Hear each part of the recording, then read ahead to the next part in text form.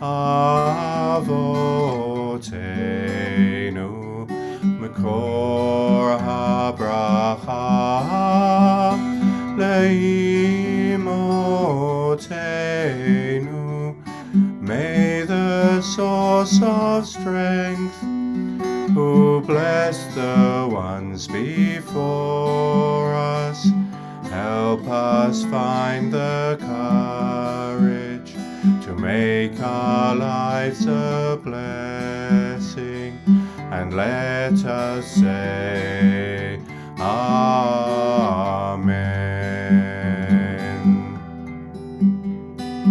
Misheberach Imotenu, Mekor HaBracha, Lavotenu. Bless those in need of healing with refuah shelema, the renewal of body, the renewal of spirit, and let us say Amen.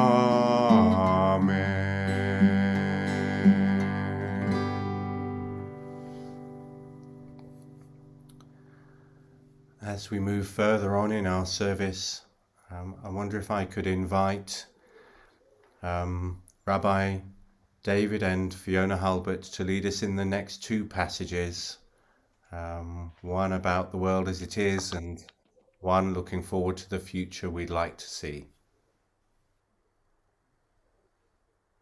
Still now, our world is incomplete. Still now, the hunger of many continues night after night. Still now, the cruelty of some causes pain to many. Still now, color, race, religion, the tools of division and fear. Still now, politics and greed overrule morality and justice. Still now, we must pray and work for a better future. Then all that has divided us will merge, and then compassion will be wedded to power. And then softness will come to a world that is harsh and unkind. Then both men and women will be gentle. And then both women and men will be strong. And then no person will be subject to another's will. And then all will be rich and free and varied. And then the greed of some will give way to the needs of many. And then all will share equally in the earth's abundance. And then all will care for the sick and the weak and the old. And then all will nourish the young. And then all will cherish life's creatures. And then all will live in harmony with each other and the earth. And then everywhere will be called Eden once again. Thank you both very much. Source of life, we pause now to remember all those who lived their lives with the same hopes and aspirations as us, but whose time on earth has ended. At this time in our community, we think of congregants whose deaths and funerals took place very recently, and so on this Shabbat we continue to remember Myra Kelly and Hilary Furman, and our thoughts continue to be with and for their family. And we also particularly remember people at the time of a yahrzeit, and so on this Shabbat we join with June Bradbury in remembering her cousin Leon Ettinger.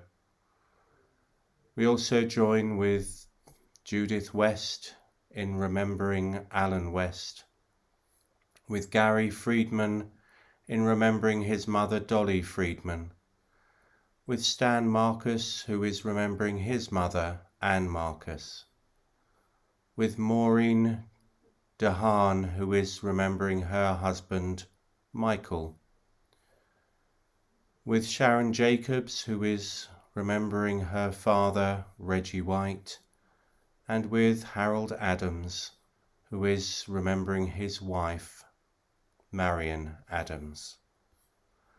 And once again, if there are people who would like to mention someone else at this point in the service, then you are welcome to add names to us at this time. Sharon, you My have... father-in-law, Stanley Law. Of course, thank you. We think of him, your father-in-law, Stanley Law. Rabbi Richard, my mother's yahrzeit will be on next Tuesday, the first day of Hanukkah, which is next week. Yesterday. Yeah, September the 15th. Oh, no, I It's all right, Marguerite. passed away. Your mother. Yeah, my beloved mother, yes. Yeah. I remember with such love and devotion. Of course, we'll certainly mention her name this evening. Do you want to just... So we mentioned Beatrice Rosen. And... I miss her very much.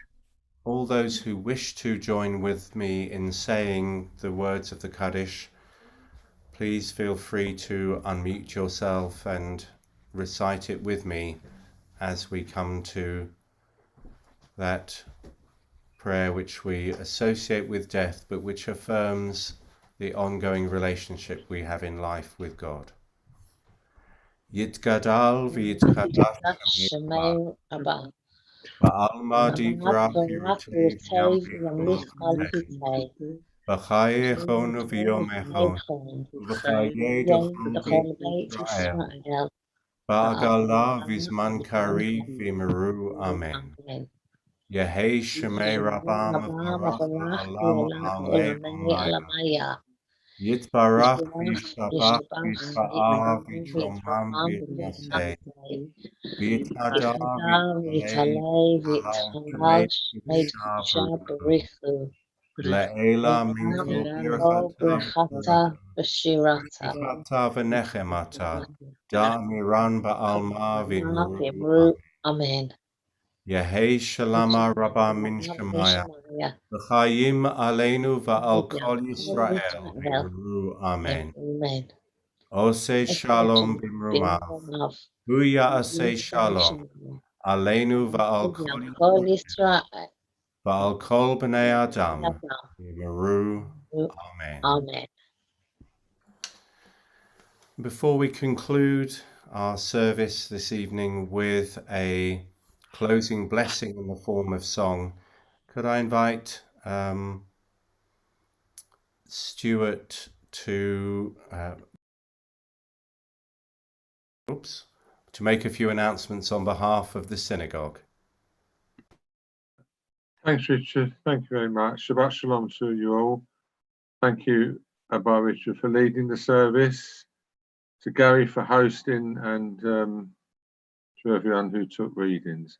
A very special thank you this evening to Amy Bentham and Jack Lubner for visiting us, albeit on screen, from the Rene Cassin organisation, and talking about the serious plight of the Uyghur Muslims in China. And we look forward to their talk very shortly.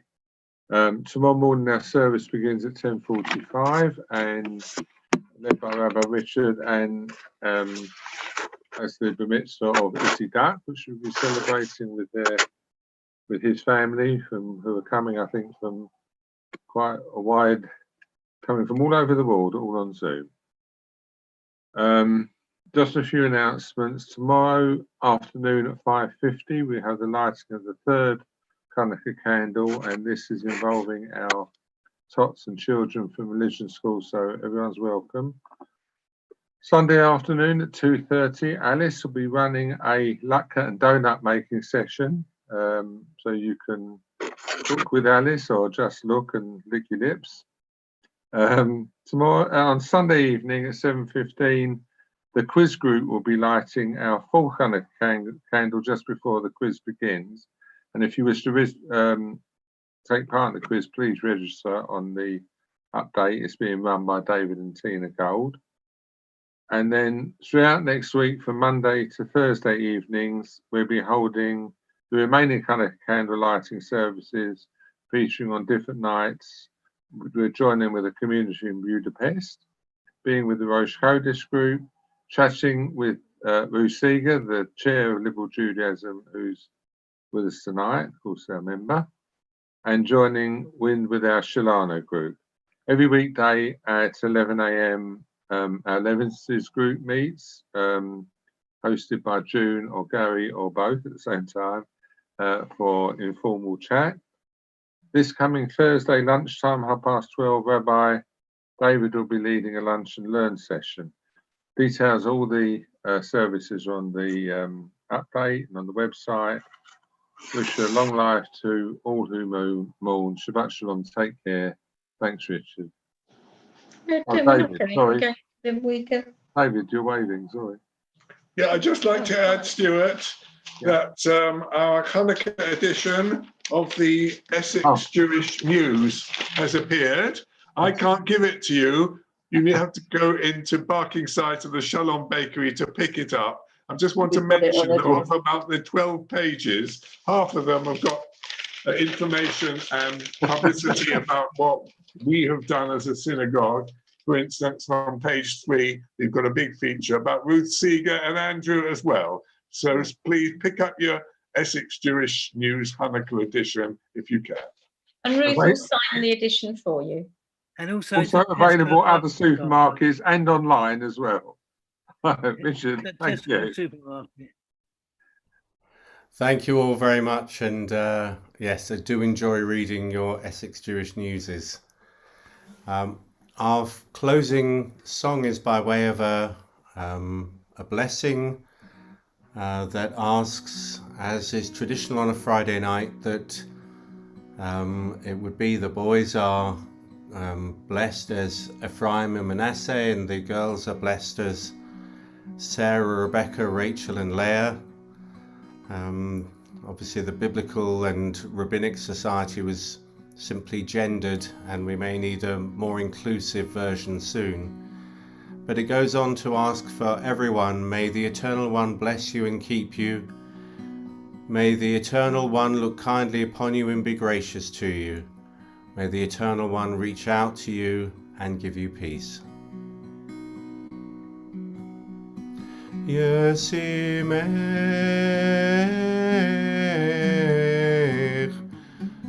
Elohim k'Ephraim v'chi Menashe. Yesimech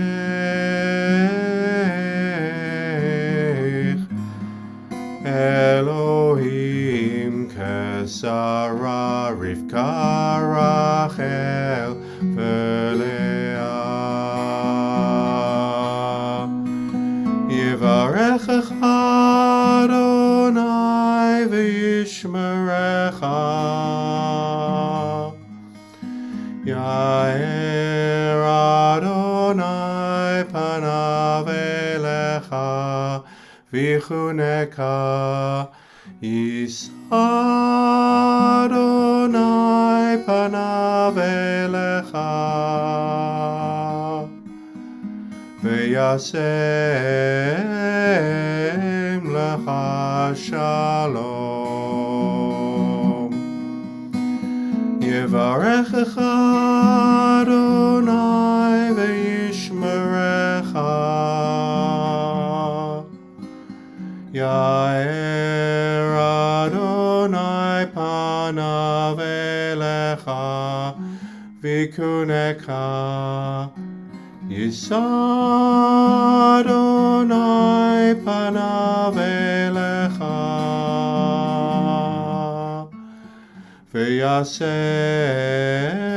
v'yasem lecha shalom. V'yasem lecha shalom.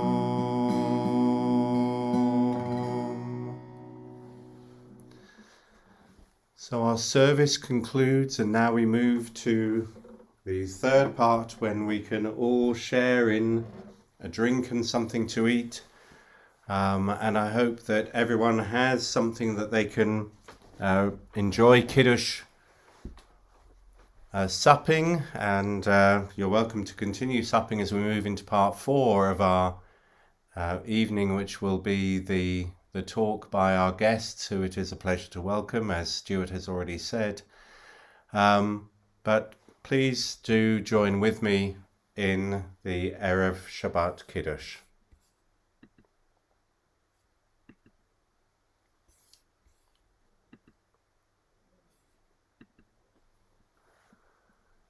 Vayechulu hashamayim va'aretz v'chol tzvam, Vayichal Elohim bayom hashvi melachto asher asa, Vayishbot bayom hashvi mikol melachto asher asa. Vayivarech Elohim et yom hashvi vayikadesh oto, ki vo shavat mikol melachto asher bara Elohim lasot. Baruch atah Adonai Eloheinu melech haolam, borei peri hagafen. Amen.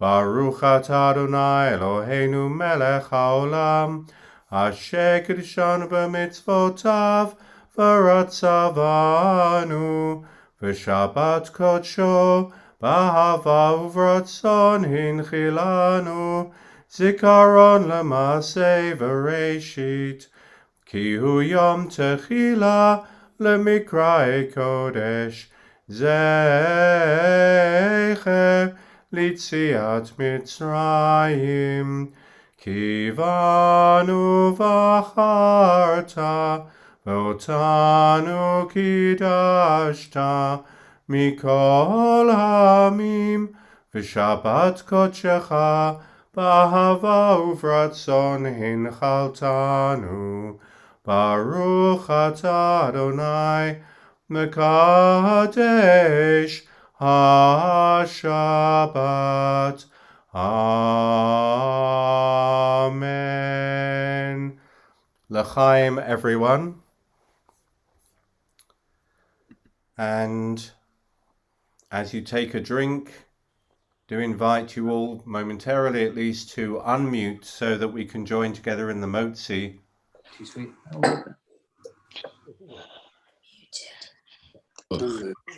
Join together, all of us. You didn't have to share. Baruch atah Adonai, Eloheinu melech haolam,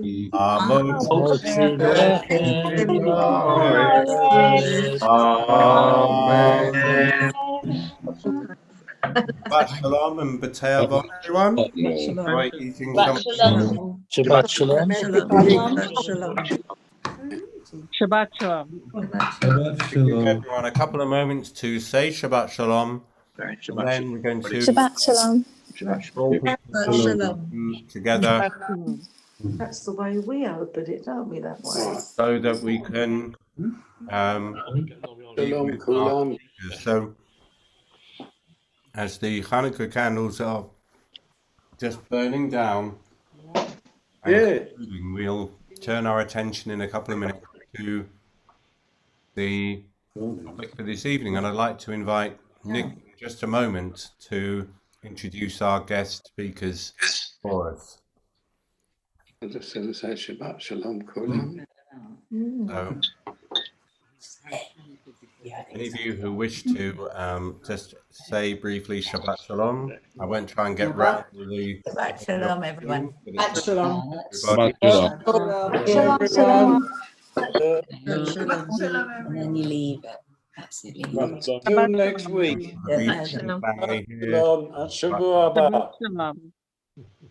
For those of Good night, all. who are in this community. Yeah, we've got to go. I'm absolutely shattered. Bye now, bye Sylvie. Take care. Good night. Bye. Good night. 10 Okay. out of 10 for diplomacy. Had a big day today. Take care, Mel and Sylvie. We'll see you soon. Good night, all. Night. Shabbat Night. shalom. Hugs and Yes. Okay. So Nick, if you'd like to introduce, as we move into the final part, and perhaps in many ways the most important part of the evening.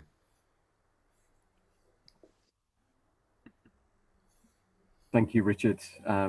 Just checking that I can be heard. I'm wearing Bluetooth headphones, and I haven't done that before. Is it okay? I can be heard. No one's Fine, yeah. no one's telling me otherwise. Good. Okay. So a warm and a very hearty Shabbat Shalom and Chag Sameach to everybody.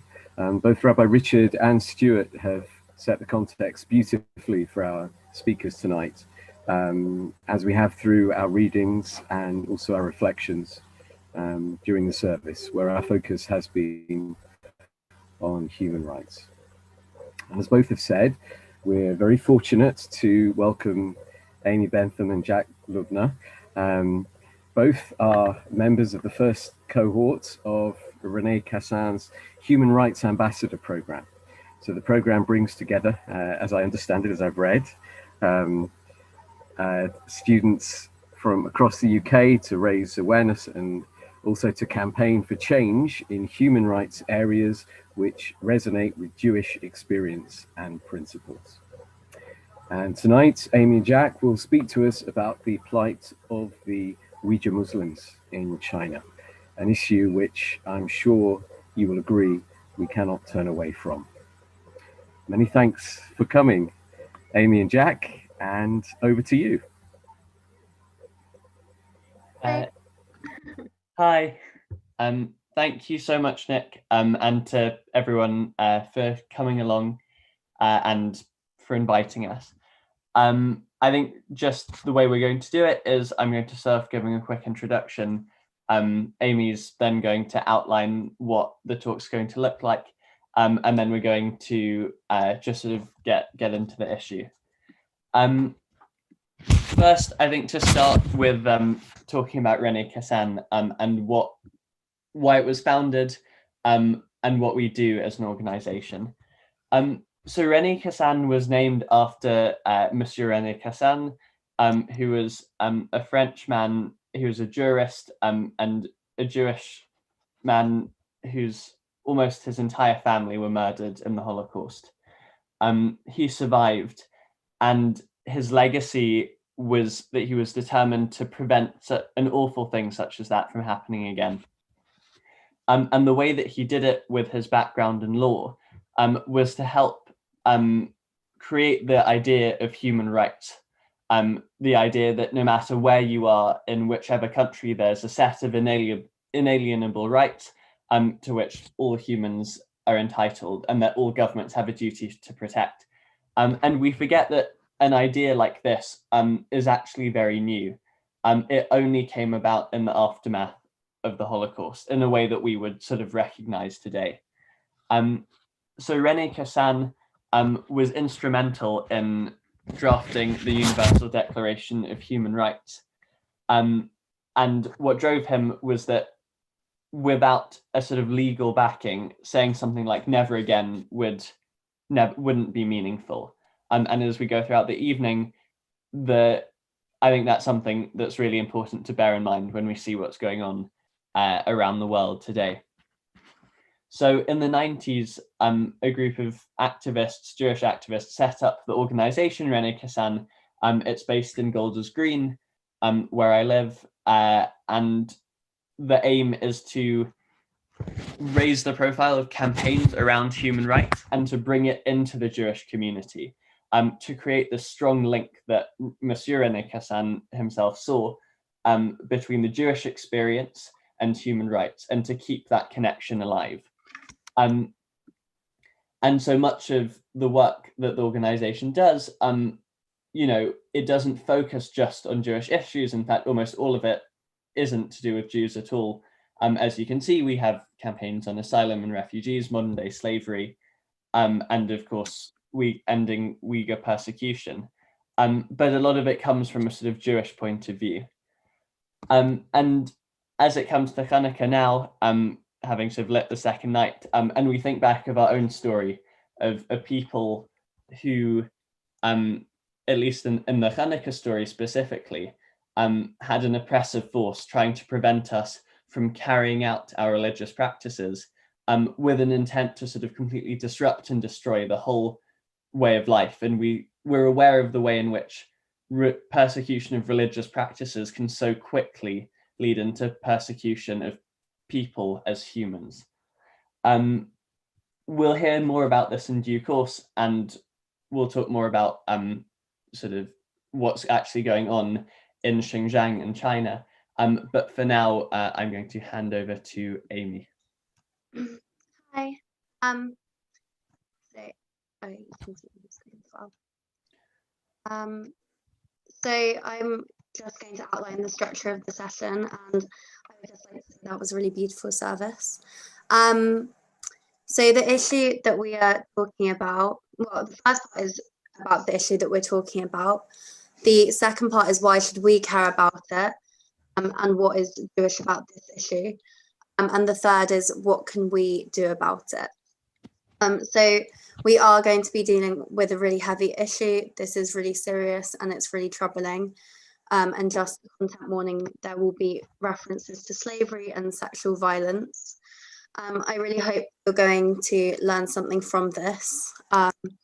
It's not all sad, and there is hope, and there have been things like bills passed, like in the House of Lords just the other day, which kind of will help in the fight against what is happening to Uyghurs. So there is, I don't want this just to be kind of what's going on is just only bad things, that is light at the end of the tunnel.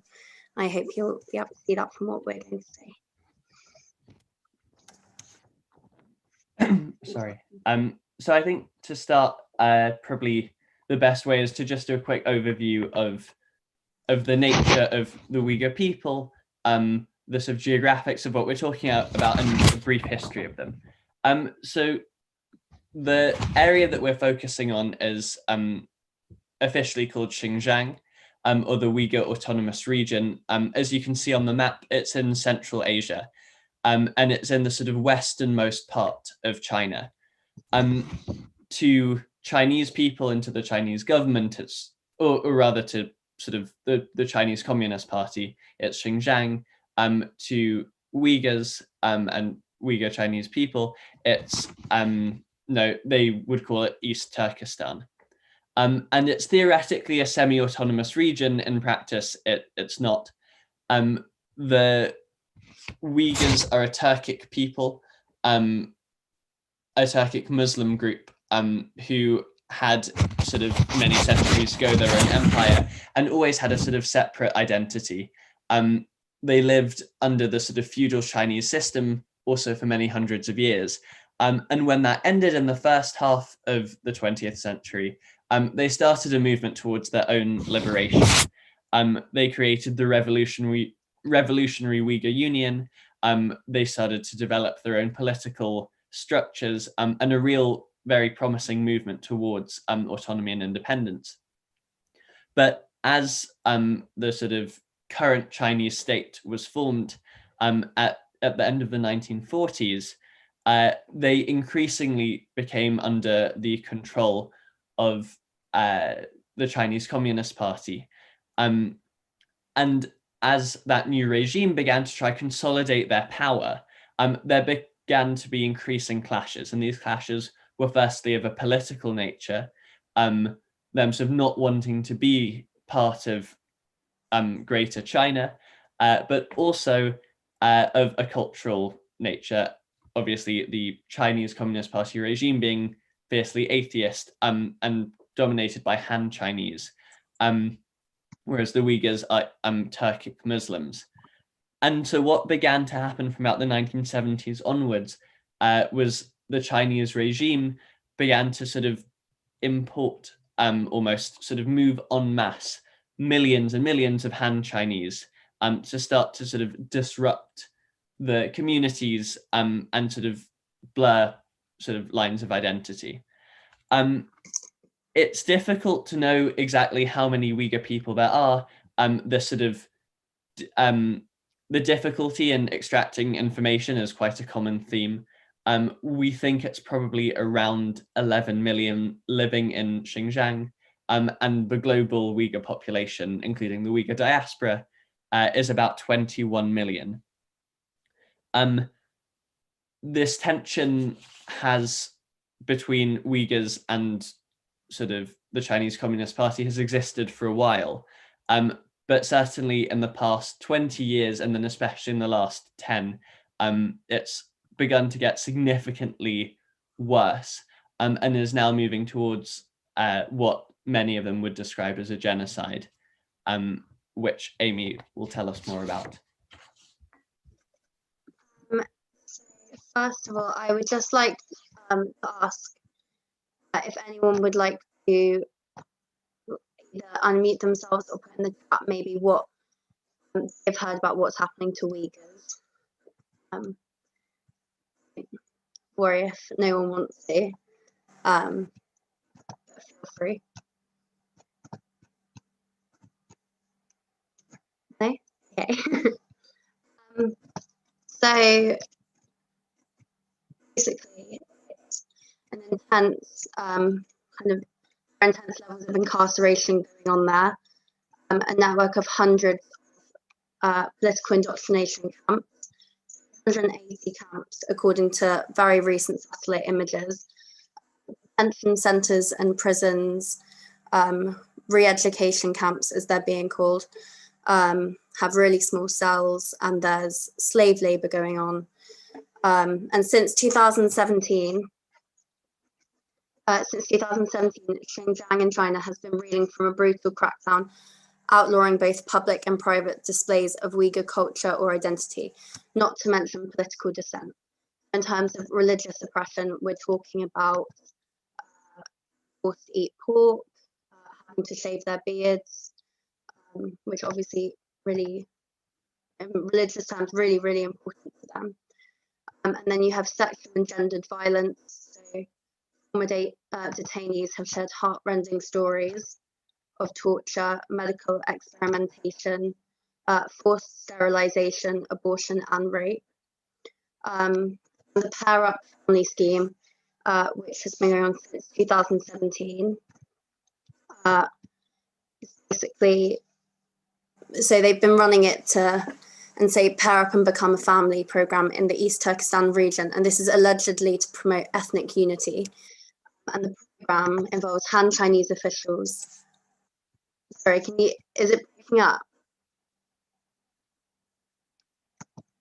Yes, you're very intermittent. Okay, Jack, do you want to do this bit and then see if you out what's going on?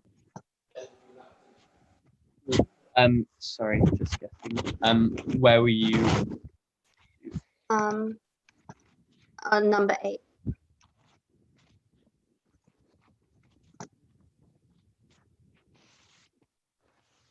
Sorry about this. Sorry. It's yes, thank you. Sorry. So another sort of aspect of this is I think so if you move back to the idea of the Chinese government trying to disrupt not only people's physical bodily autonomy through the horrendous barbaric practices that Amy was describing, but also to really destroy the community, the culture, the social interactions. An example of this is what is called the Pair Up and Become Family scheme, which since 2017, in the East Turkestan or Xinjiang region, Han Chinese officials have been referred by the state as relatives, and have been sent to live in the houses of Uyghur women, especially in instances where the husbands of Uyghur women have been sent to concentration camps. These visits involve Chinese Communist Party soldiers sharing beds with these women, and attempting to politically indoctrinate the household. And of course, within that, there's also issues of sexual violence and rape as a tool to socially control Uyghur women. This is something you see quite strikingly in concentration camps, fears of forced sterilizations. This is not just an attempt to degrade and destroy Uyghur culture. It is very much the beginnings of a genocide. And I think often in the beginning of the reporting on this, there was talk of what was known as a cultural genocide. And I know that the directors of Rene Cassin are keen to move away from using that label, sort of seeing it as a false distinction, because what starts out as a cultural genocide, as we know from our history, then progresses on, as it is with a scary speed, to physical violence and death. So it's an incredibly scary time. Already between 1 and 3 million Uyghurs in Xinjiang, which is, could be up to a third of the population, are held in concentration camps. And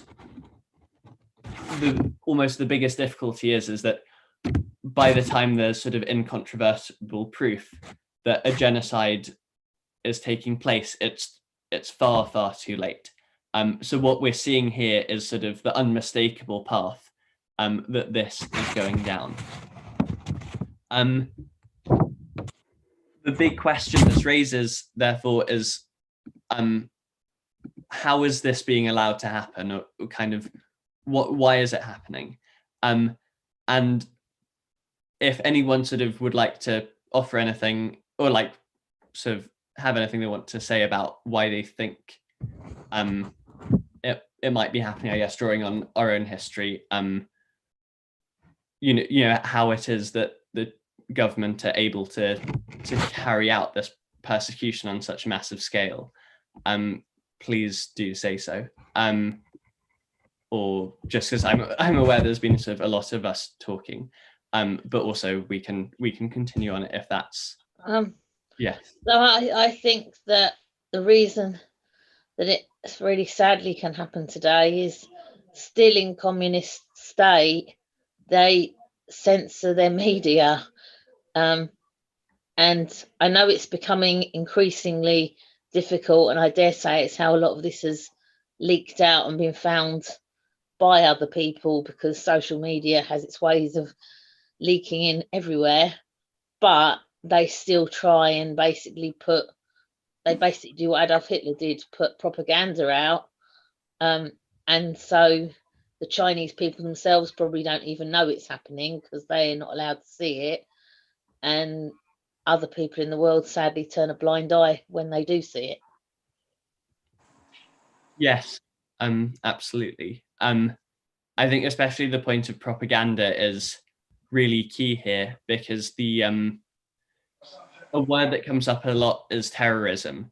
The Chinese regime refer to a lot of what goes on, so their justification for this crackdown is counterterrorism. This has been billed to the Chinese people as a counterterrorism strategy, which kind of raises two very significant questions. One is what counts as terrorism, and the second is why does that then mean that it's justifiable to punish an entire community for the acts of a few perceived terrorists? There have been incidences of violence, but I think the important thing to remember is that in the definition of terrorism that's being used, essentially means criticism of the regime, exactly as you said. So this guise of counterterrorism has essentially been used to crush all dissent, peaceful and non-peaceful. So it's not really terrorism at all. But in instances of, I guess, more sort of what we would recognize as terrorism, has then immediately been used to brutalize an entire community for the actions of just a handful of people. which again, we know from our history, is a sort of awful but kind of well-used technique in oppressive regimes. Did anyone else have something they wanted to say? Yes. The Falun Gong has accused Chinese government against them of organ harvesting from people. They do the same thing with the Uyghurs. Are they doing the same thing? The Uyghurs, yeah. I need to sort of, have full information. From what I've read, they think they're to some extent the same thing is happening. But I would want to sort of have some sort of hard evidence to back that up first. But yeah, from what I've heard, it is the case for them as well. What if anything have the United Nations got to say about it? Or what sort of pressure do they put on it, if anything? Wait, also, so just wanting to check if Amy wants to jump in. I don't know if you can hear me better now, or is it still bad? No, it's good. It's okay, Amy. Okay. I mean,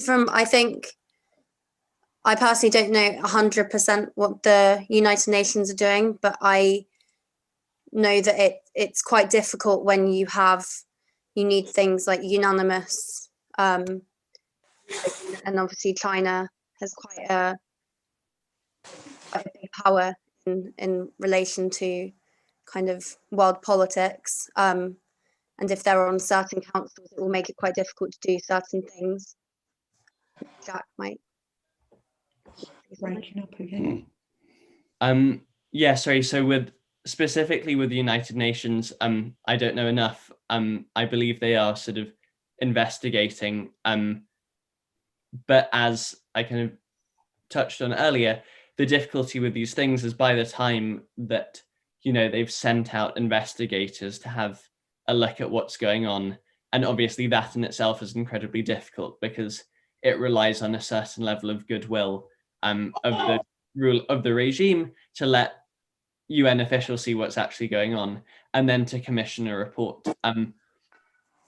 That by the time, and especially with what Amy was saying with political interference, by the time you're anywhere near something like the United Nations deeming this to be a genocide, and then calling for certain actions to take place, it's far too late.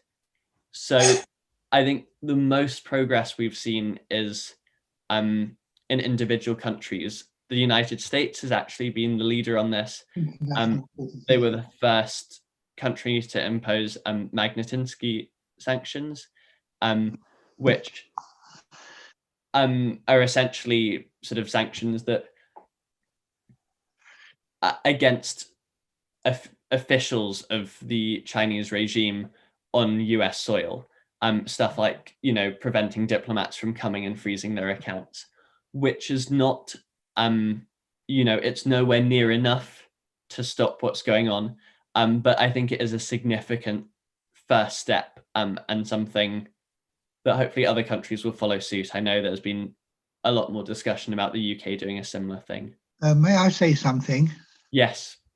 The International Court of Human Rights, which is in The Hague, as you may know, has put on trial quite a few people who have been war criminals, mostly from, I think, former Yugoslavia and some African states. But I believe the United States is not a member of that court and refuses to have anything to do with it. So does Israel, and so does China. So we have to be very careful, because Israel blows up the houses of Arabs on the West Bank. So we have to be very careful about our criticism.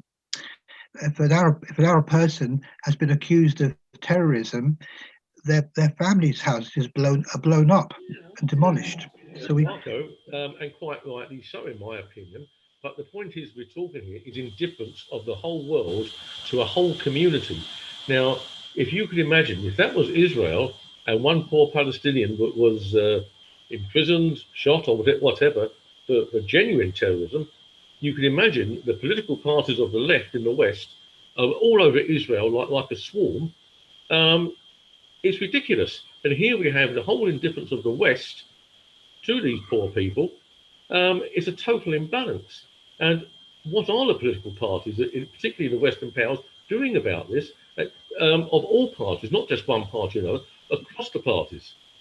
The International Court of Human Rights is probably the best place to try people who have been accused of war crimes, and unfortunately, the situation at the moment you've got to catch them. You've got to make you've got to raise the awareness of the general people, not just in the West, not just in the world, but in China in itself. The International Court of Human Rights is the best place in the world to put this, because they have investigators, and now they've decided that even though some people are not members of, don't respect the validity of that court, they're going to put people on trial even in absentia. In fact, we go back to China, please, because I've heard before from Marco, and I'd just like to hear about the China, the Uyghur Muslims. I'm sure I'm not the only one on that one. Yes, thank you. Sorry, there's definitely it would be good to be able to discuss these issues more, but these are not issues I think Amy or I are necessarily fully knowledgeable about, and like you say, we want to focus on the Uyghurs, also very conscious of time, and sort of wanting you to all still be able to have a lovely Shabbat evening. Amy,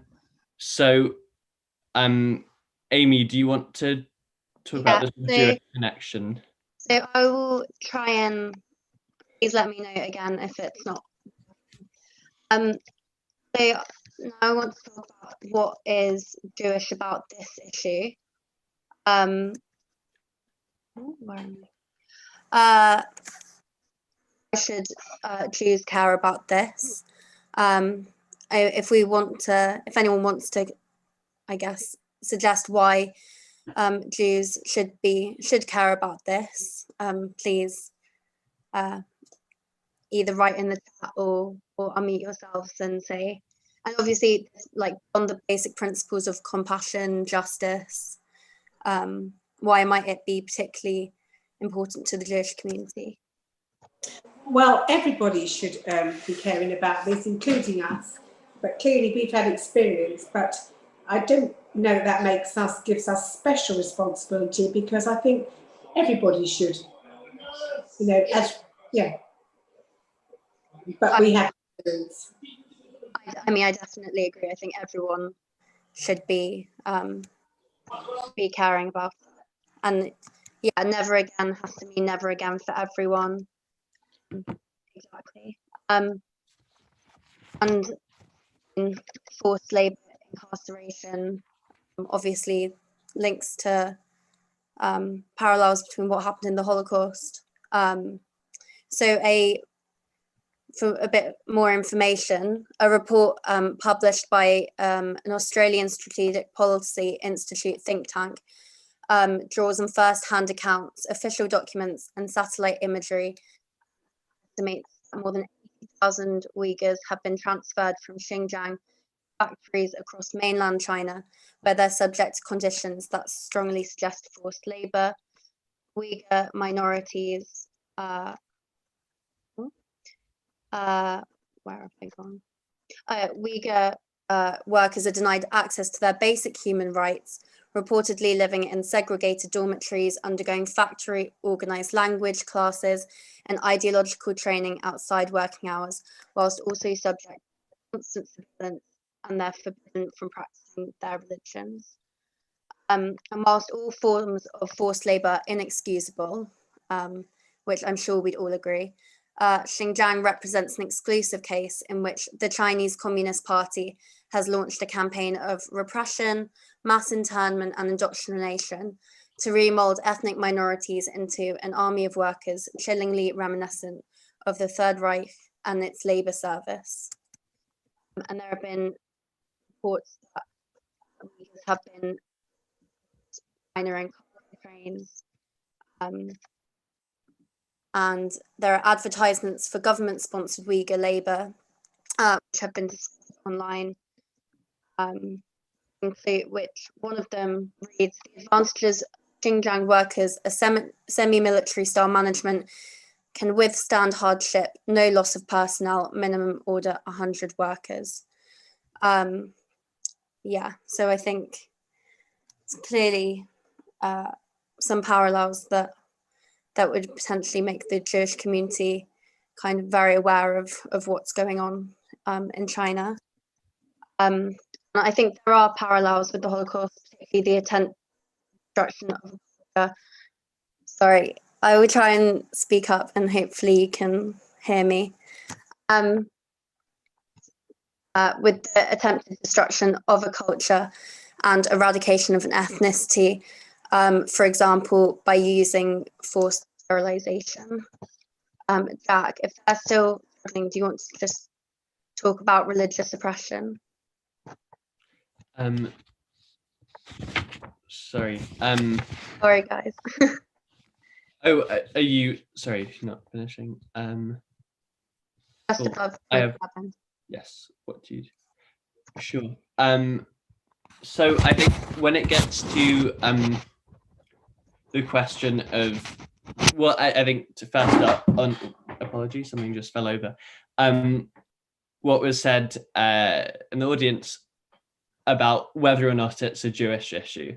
I think in some ways, obviously it's not, it's very much a human issue, and one which everyone needs to play a part in because of universal rights, human rights, not because of Jewish identity. But what has been quite striking is I think that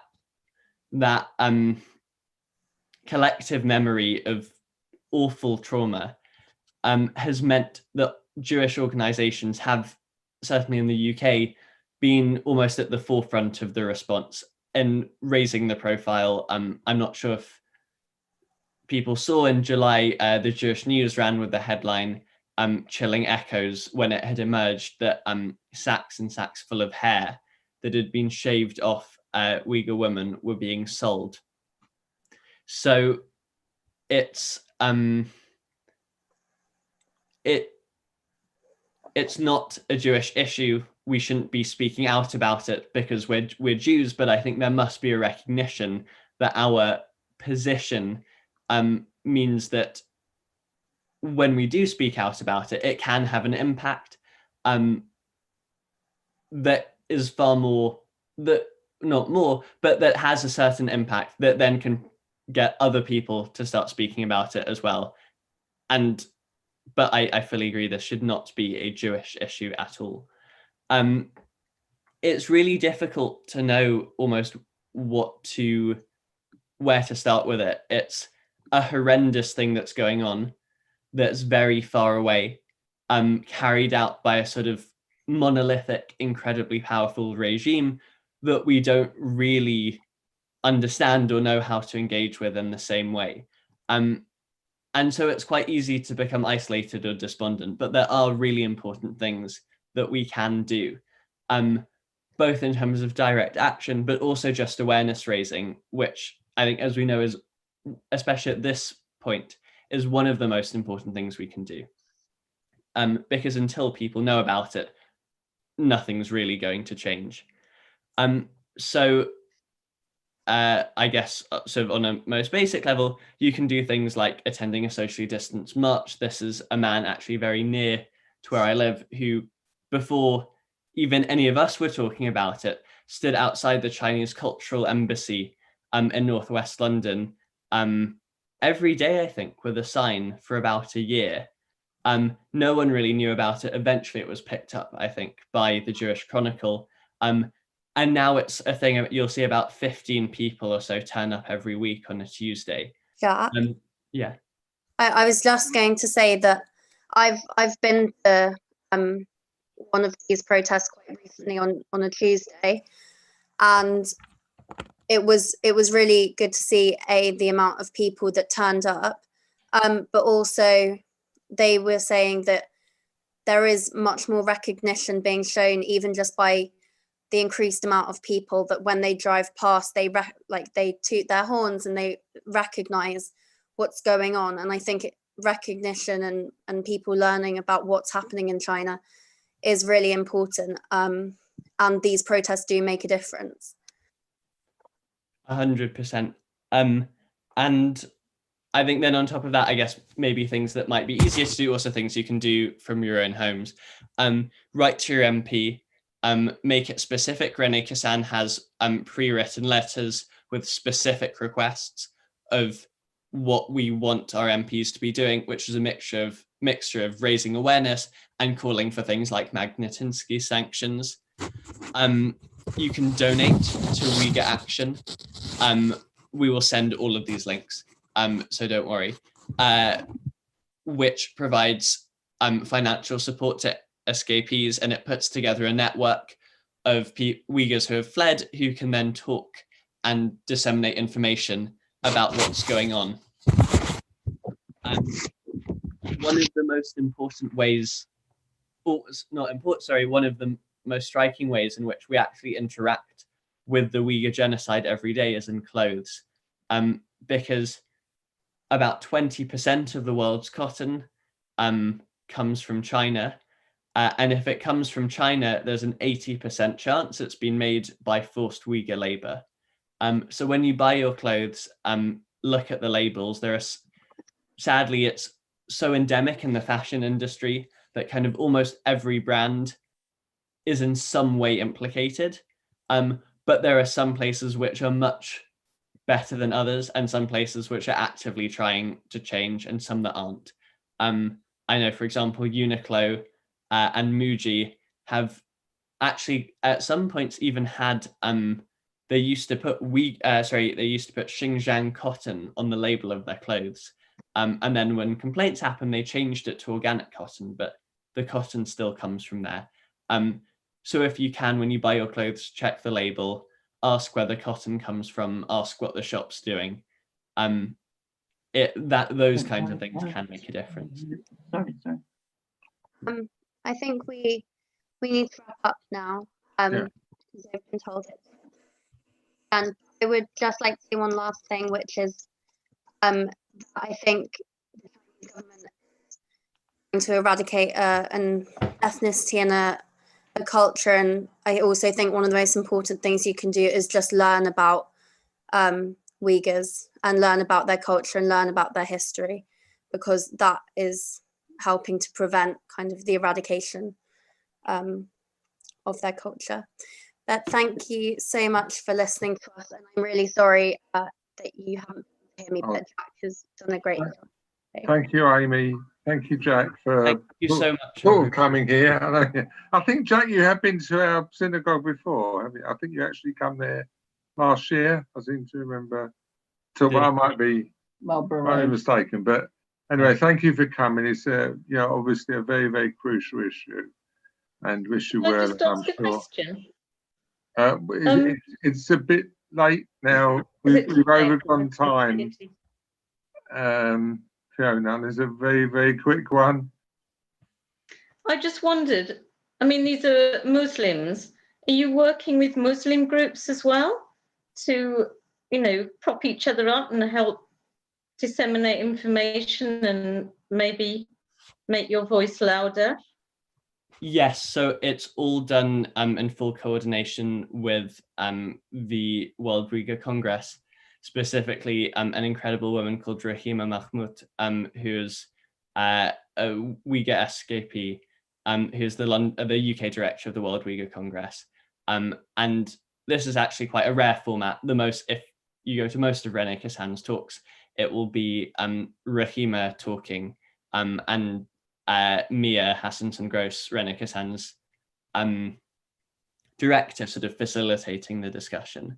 And it's an incredibly powerful and moving testimony. It might be worth trying to see if they would be happy to do that.